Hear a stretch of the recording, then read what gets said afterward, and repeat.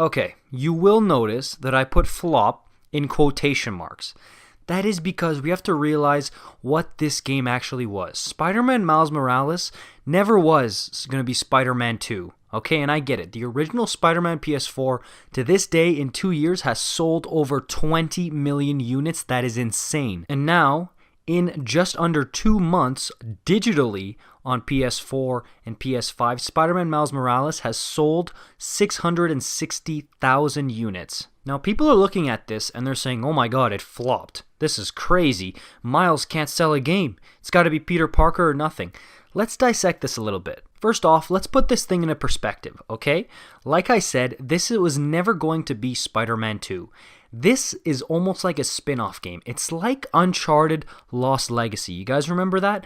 And Spider-Man Miles Morales outsold Uncharted Lost Legacy. Now, I know what you guys are thinking.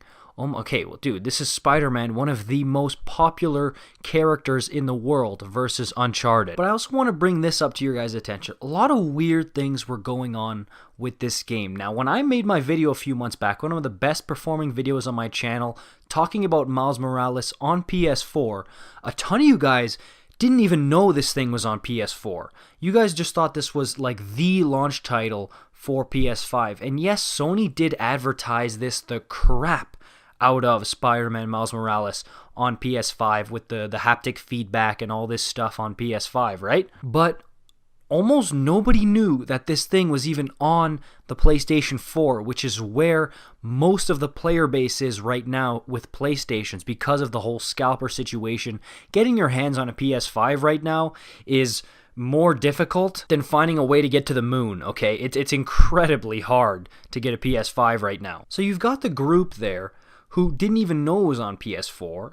Then you've got the group who's watching gameplay on PS5 and thinking, oh, well, I'll just wait till I get a PS5 and then I'm going to play Miles Morales, right? And then don't forget you got the other people who are saying, I don't know if I'm too much into Miles. I've been a Peter Parker fan. I'm just going to wait for the official Spider-Man 2 because this game is also really short. And yes, it was at a reduced price. You weren't paying the full $60 for it. In the US, I believe it's $40 for a shortened story. So a lot of people were saying, okay, well, it's the same city from the original Spider-Man, but just in winter, I think I'll just wait for the official next Spider-Man title. And that one I think is a shame because Miles Morales, to me, is an incredible game. In a lot of ways, it's almost better than the original game.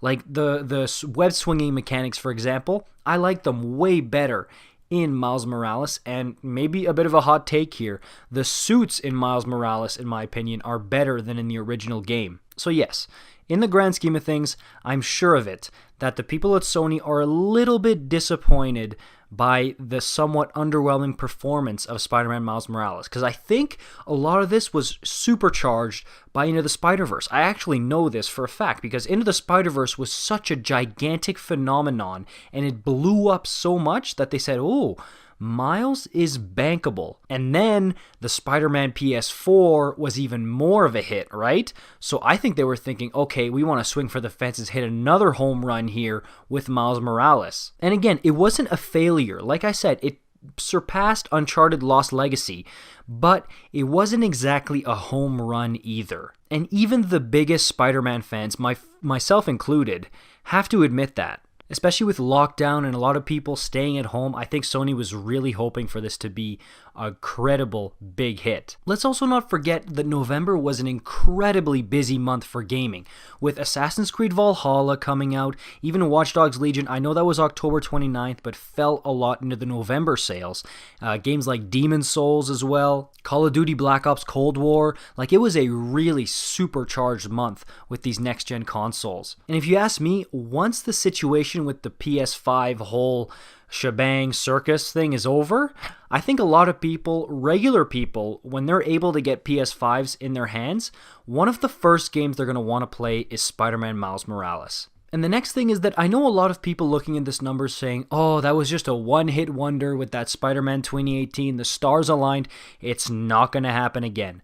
And I really don't think that that's the case. I really think that when Spider-Man 2 comes out on PS5, it's going to be just as big of a monster, if not a bigger monster, than the original game. And I stick by the idea that there should be different sections where we can play as Peter and Miles. Also, I mean, okay, it looks a little bit crazy now considering what happened with Cyberpunk, but people were saving their money up for Cyberpunk. I mean, not everybody super rich can shell out money for all these games. So people were saying, I've already been to that New York City in Spider-Man. I'm going to save my money for Cyberpunk. But yeah, guys, that was one of my favorite games of 2020. Let me know what you guys think about this situation down below. It was a really crazy, unique situation. And are any of you guys still planning on playing Miles Morales who haven't yet played it? Interesting stuff, right? Okay, I'll see you guys in the next one. If you like this type of stuff, like this video, subscribe for more. See you in the next one.